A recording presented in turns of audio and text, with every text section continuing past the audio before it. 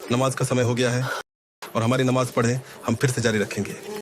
ठीक है, लेकिन जल्दी करो वरना हमें दंड मिलेगा।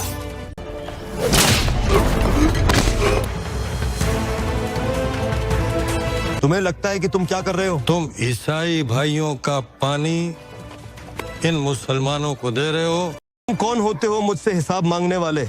मैं हर जगह सभी से ईसाइयों के अधिकारों की बात करता हूँ। हम इस पानी से वुजू करेंगे और नमाज पढ़ेंगे, कोई हमें रोक नहीं सकता।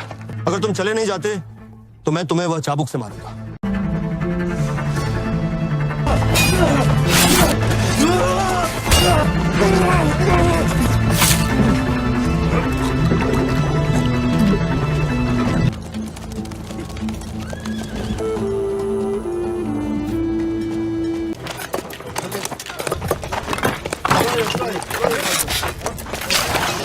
तुमने क्या किया? मुझे तुम पागल हो गए? मुझे छोड़ दो। क्या मैं इनसे डरूंगा? तुमने खुद को अपनी जुल्म के साथ गंदा कर दिया है, लेकिन हमें उसे तुम्हारे हाथ से जल्दी ही लेना है। एक दिन सभी मिलकर यरूशलेम को वापस लेने आएंगे।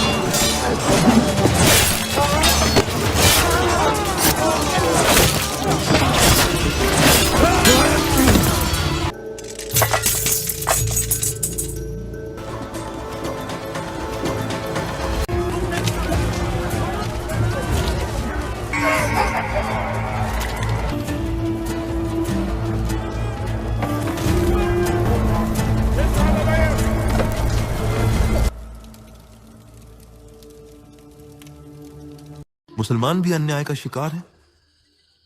अहलेमी इस्लाम को सच्चाई मानने और बतील को खत्म करने के लिए एक नायक की तलाश है। यह मुकदमा तुम्हारे पिता नूरुद्दीन ज़िंगी से तुम्हें एक सलाह और एक अमानत है, जो उनके पुरखों के पहले दाम से शुरू होती है। अरे बेटा, जब तक आप इसे संभालते रहेंगे ये कहानी समाप्त नहीं होगी।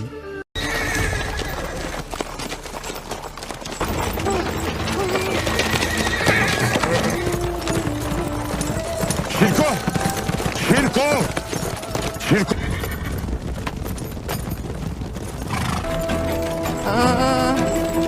तुरन! शिरको, तुम तुरान शाह के साथ शेख की मर्जी लेकर आगे जाओगे, मैं भी यहां रहूंगा। सबके लिए मत जाओ भाई, मैं तुम्हें अकेला कैसे छोड़ सकता हूँ?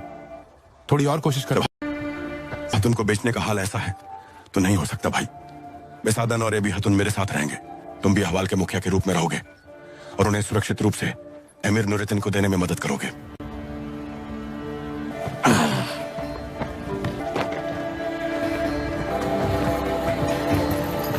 शिरको,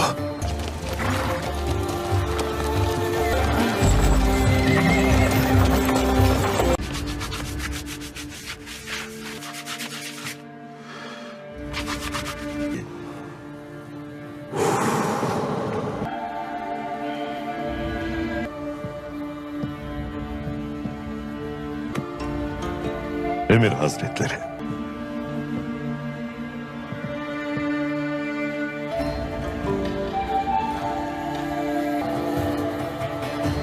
यदि मेरे लिए या मेरी पीढ़ी के लिए जेरूसलम की विजय होती है तो यह मंच मेरा सपना मस्जिद ई अक्सा में जानना था।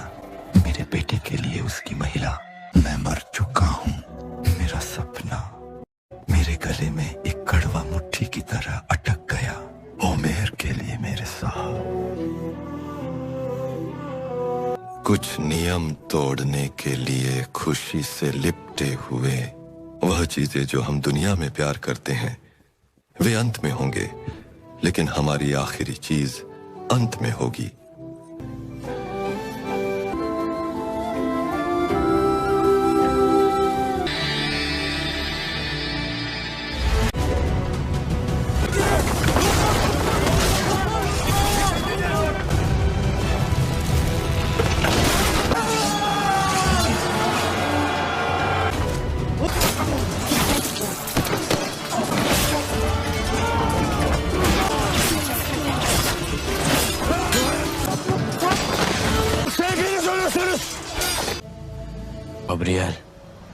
अस्सलाम वालेकुम नाज़रीन, सलाउद्दीन अय्यूबी सीरीज़ एपिसोड 1 में खुशामदीद।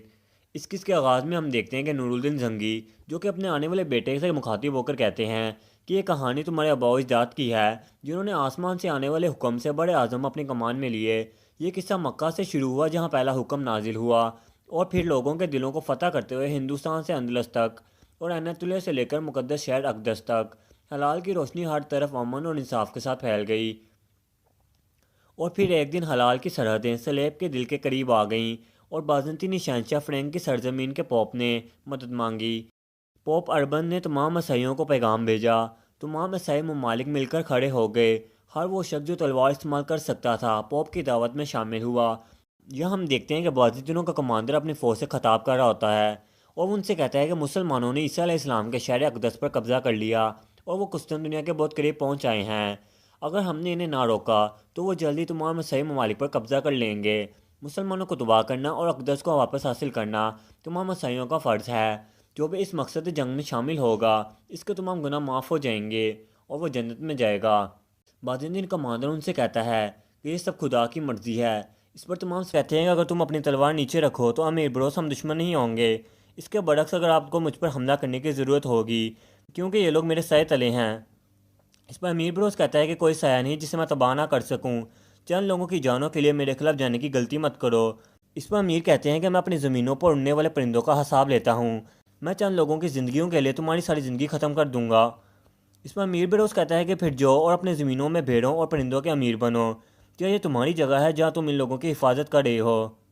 ये सुनते ही अमीर नूरुद्दीन जंगी को गुस्सा आ जाता है और अपनी तलवार से इसकी गर्दन को काट देते हैं और कहते हैं मैंने कहा हिम्मत है तो तलवार निकालो, लेकिन तुमने अल्फाज से जवाब दिया।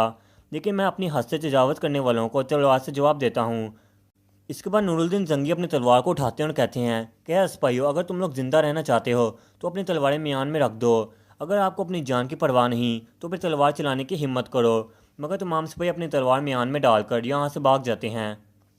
इसके कुछ देर बाद हमें नूरुद्दीन जंगी और अयूब को दिखाया जाता है। अयूब उनसे कहते हैं कि हमारी दोस्ती इन जानों से मजबूत हुई जिनकी जान आपने बचाई अमीर हजरत लड़े। अब से अयूबी ख़ानदान अपनी जानों और खून से आपके हुक्म पर हैं। इसमें नूरुद्दीन जंगी कहते हैं कि लोग अपने दावों से आजमाए जाते हैं। क्या आप वाकई में अपना ख़ानदान हमारे मकसद के लिए कुर्बान करेंगे? नूरुद्दीन जंगी कहते हैं कि फिर हमारी ज़मीनों में मुंतकिल होने के बाद मैं चाहता हूँ कि आप मुझे अपना नौमौजूद बेटा यूसुफ दें। इस पर अयूब थोड़े परेशान हो जाते हैं और कहते हैं कि ये कैसे हो सकता है, आप ऐसा क्यों चाहते हैं? इस पर नूरुद्दीन जंगी कहते हैं कि अक़दस और बहुत सी दूसरी मुस्लिम सरजमीनें सलीबियों के हमलों की ज़िद में हैं। सल्जूकियों का मुस्तकबिल ख़तरे में है। हमें एक ऐसी रियासत की ज़रूरत है जो मुसलमानों को इकट्ठा करे। तकदीर ने यह जिम्मेदारी हमारे कंधों पर डाल दी है। रियासत की बुनियाद के लिए और मकसद का मुस्तकबिल के लिए मुझे एक वारिस चाहिए। इस पर अयूब उनसे कहते हैं कि जंगी की ज़मीनों में आपको बहुत से बच्चे मिल सकते हैं, लेकिन मेरा बेटा ही क्यों? इस पर वो कहते हैं कि एक बहुत बड़ा राज होगा अयूब। सिर्फ तुम जैसा शख्स जिस पर मैं भरोसा करता हूँ इस राज को राज रख सकता है। क्या आपको याद है बरसों पहले मैं और आप इन पहाड़ों पर चढ़कर अपने अजीम मकासद के ख्वाब देखते थे और अब हम दोनों इस मकसद के लिए इसी जगह पर मिले। आप तकदीर की जिम्मेदारी से भाग नहीं सकते। इस पर अयूब कहते हैं कि यह फ़ैसला सिर्फ मैं अकेला नहीं कर सकता, मुझे अपनी खातून फातिमा से भी पूछना होगा। इसमें नूरुद्दीन जंगी उनसे कहते हैं कि मैंने अपनी खातून और बेटे की मौत की खबर देर से दी ताकि सब जान सकें, लेकिन मेरे पास ज़्यादा वक्त नहीं है। आती हैं और वह अमीर नूरुद्दीन जंगी से कहती हैं कि वो दर्द में हैं, जिसे सुनते हैं अमीर हैरान हो जाते हैं। इसके बाद हम देखते हैं कि नूरुद्दीन जंगी अपनी खातून के पास आते हैं जो कि बिस्तर पर पड़ी होती हैं। मुआवजा खातून उनसे कहते हैं कि अमीर हज़रत, हमने हर मुमकिन कोशिश की लेकिन मैं कुछ नहीं कर सकी। उनके जाते ही नूरुद्दीन जंगी अपने खातून के पास आते हैं। खातून कहती हैं कि हमारा बेटा हम दोनों की रोशनी बनने वाला था, लेकिन मैं आपका मुस्तकबिल नहीं दे पाई, मुझे माफ़ करना नूरुद्दीन। इस पर नूरुद्दीन जंगी कहते हैं कि तुम अपनी आंखें बंद ना करना, अगर तुमने ऐसा किया तो मेरी रोशनी ख़त्म हो जाएगी, मेरा दिल तरीके से बढ़ जाएगा, अपनी आंखें बंद ना करना। मगर इतने में उनके हाथों इस दुनिया फ़ानी से चले जाती हैं। साथ ही हमें एक शख्स को दिखाया जाता है जिनके हाथ में एक बेटा होता है। वो उससे कहते हैं कि तुम्हारा नाम यूसुफ होगा, ये बच्चा हमें अल्लाह ताला ने तोहफे में अता किया है। और वह कहते हैं कि सिर्फ अल्लाह ही की तारीफ़ की जा सकती है, ये बच्चा आपका और इसकी उम्मत का काबिल बंदा बन जाएगा, या रब कफ़ार के जुल्म का जो मुसलमान शिकार हैं इनके लिए, और हमारे किबला अव्वल मस्जिद अक्सा और पैगम्बरों के शहर अक़दस की सलामती के लिए इसको लड़ना नसीब कर। इसके बाद हमें उन्हीं शख्स को दिखाया जाता है कि और वह यहाँ पर एक मिंबर को तैयार कर रहे होते हैं। इतने में वो कहते हैं कि ये मिंबर बनाने का हुक्म देने वाला आपका खादिम आपकी रहमत का मोहताज है, वो आपकी नेमतों का शुक्र अदा करने वाला, जिहाद करने वाला और दुश्मनों से लड़ने वाला है, वो इस्लाम के, मुसलमानों के, मजलूमों के ज़ालिमों से हिफाजत करने वाला है, और वो नूरुद्दीन जंगी है। इतने में नूरुद्दीन जंगी भी यहाँ पर आ जाते हैं और ये दरवेश उन्हें खुशामदीद कहते हैं। वो कहते हैं कि मैंने आपके ख्वाब को तराशना शुरू कर दिया है। नूरुद्दीन जंगी इस मिंबर को हाथ लगाते हैं और कहते हैं कि अक़दस की फ़तह और मुसलमानों को नसीब हुई तो ये मिंबर मस्जिद अक्सा में रखा जाए, ये मेरी वसीयत है और यही मेरा ख्वाब था, लेकिन फिर मेरा बेटा मर गया, मेरा ख्वाब अब एक अजीम दर्द में बदल गया है। इस पर वो दरवेश कहते हैं कि हम अल्लाह ही के हैं और इसी की तरह हम सबको लौट कर जाना है, मोमिनों के लिए मौत आखिरत का एक रास्ता। खैबर की जंग एक ऐसी जंग थी जिसमें मुसलमानों का जीतना बहुत मुश्किल था, लेकिन मुसलमान फौज की कमान अल्लाह के शेर यानी हज़रत अली के हाथों में थी और 1600 सिपाहियों के साथ हज़रत अली ने 14,000 सिपाहियों को शिकस्त दे दी थी और खैबर किला के दरवाजे को खाड़ फेंककर इसे फतह भी कर लिया था। किले का जो सबसे ऊंचा मीनार था वहाँ हज़रत अली ने इस्लाम के परचम को लहरा दिया। जंग के बाद सब मुसलमान मिलकर भी उस दरवाजे को खाड़ नहीं पा रहे थे, मगर हज़रत अली ने अकेले उस दरवाजे को खाड़ फेंका था।